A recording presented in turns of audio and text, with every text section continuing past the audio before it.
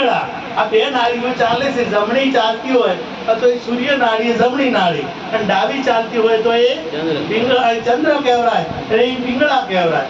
અને બે હાથથી ચાલતી હોય તો એને સુખમણા કહેવાય, એની જોય એને બંકનાળ કહેવાય. હવે આ બે કમ્પ્લીટ બે નાળીઓ બે ચાલે તારે સુખમણા કહેવાય કે તારે ભજન થાય.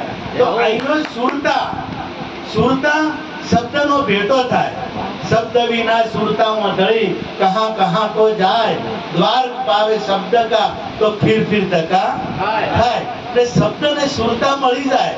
આપણે ભજન પેલું ઘણું ગાતા ચંદ્રમની, સામળિયાની સાથે રે સુરતા તો લેરો લેશે, ત્રિવેણી ના ઘાટે રે અનુભવની વાતો કહેશે.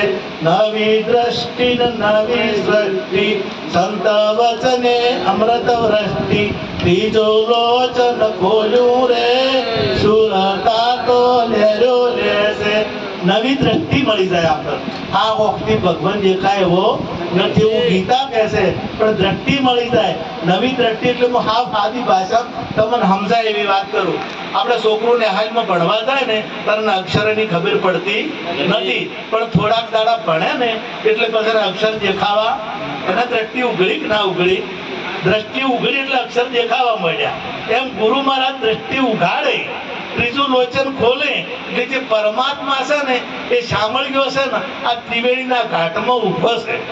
અને એ ત્રણ જોઈ મળે, પિંગળા ને સુખમણા, એ જોઈ મળે.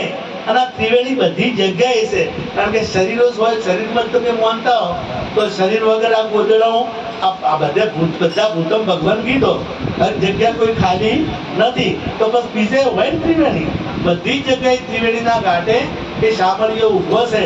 અને દ્રષ્ટિ મળી જાય તો એ દ્રષ્ટિ મેળવવા માટે જ આપણે સદગુરુ મહારાજના શરણે જવું પડે. પણ એના માટે આપણે વિષયોથી મુક્ત થવું પડે. અંતકરણ આપણે હવણા હોય તો મેળાવે, ને કે મેળાવતો નથી. આટલું કહી મારી વાણીને વિરામ આપું.